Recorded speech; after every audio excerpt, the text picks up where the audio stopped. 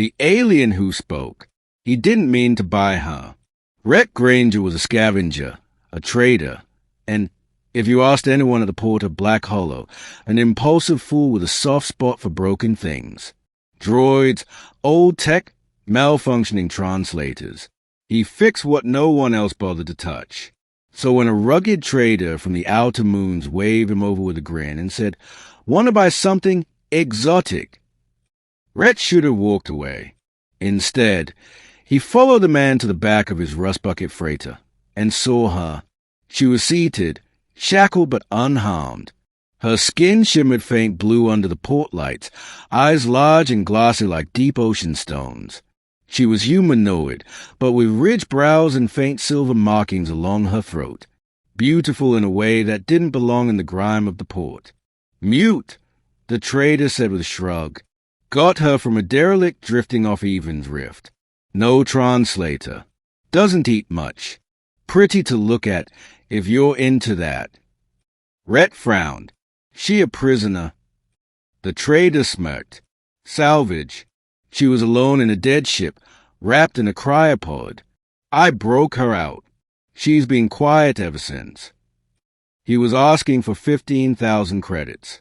Rhett talked him down to 6. Rhett didn't know why he did it. Maybe guilt. Maybe curiosity. Maybe something deeper he didn't want to admit. He brought her to his own freighter, the Wonderlight, a battered vessel with more heart than hull integrity. He gave her a room, untied her, tried every translator chip he had. She didn't speak. She watched.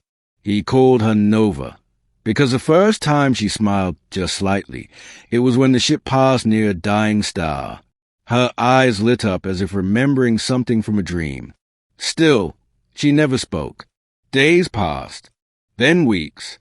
Rhett showed her around the ship, gave her tools, food, books with visual pages. She learned quickly, mimicking gestures, pressing buttons, helping with repairs. She was brilliant, but always silent. One day, she pointed to a console blinking red. "Power conduit," Rhett said aloud. "Needs bypassing." "That's impressive." She touched the screen again and looked at him, really looked, like she understood. Rhett swallowed. "You get this, don't you?" She nodded slowly. Still, she didn't speak.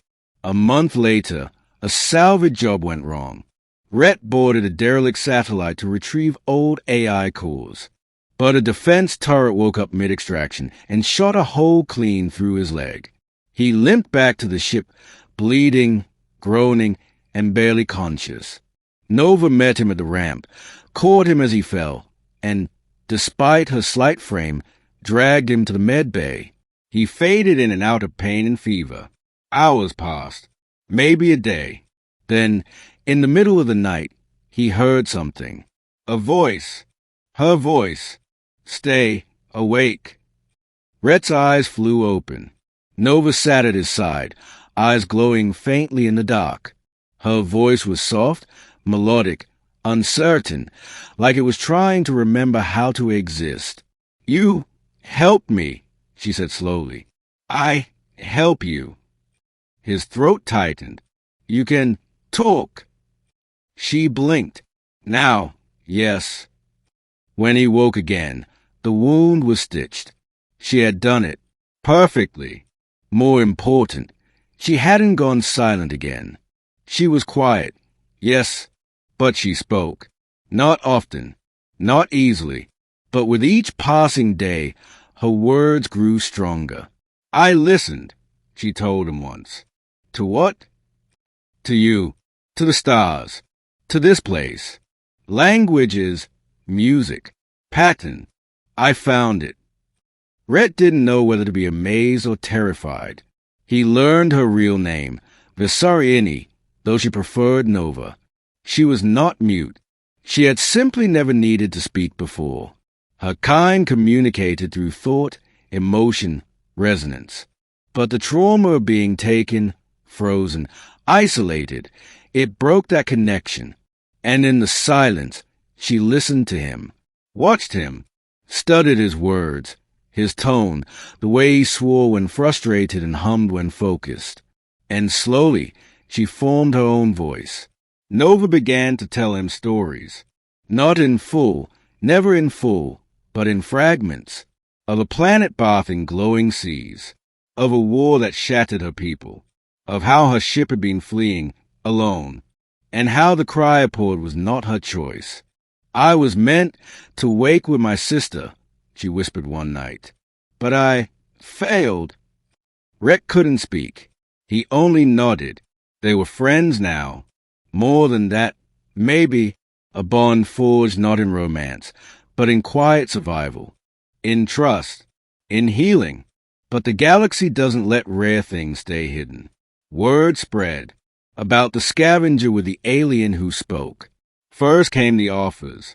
Scientists, collectors, syndicates, then the threats. Rhett changed ports, changed names, but they kept coming until the bounty was placed.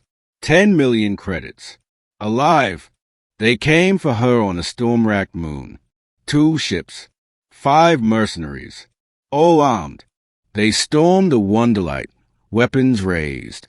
Rhett tried to stall them. Nova was gone. He thought she'd run. But when the lead merc held Rhett at gunpoint, Nova emerged from the shadows behind them.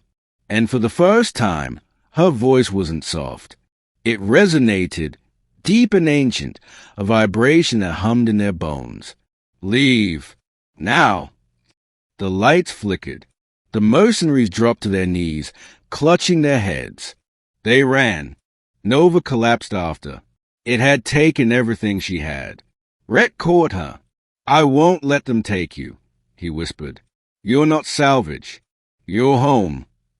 She looked at him, tears in her eyes. You gave me voice. I give you freedom. They fled the system that night, disappeared into deep space. No one has seen them since.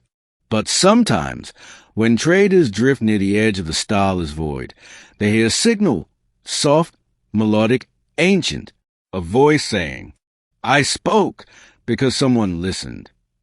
The end.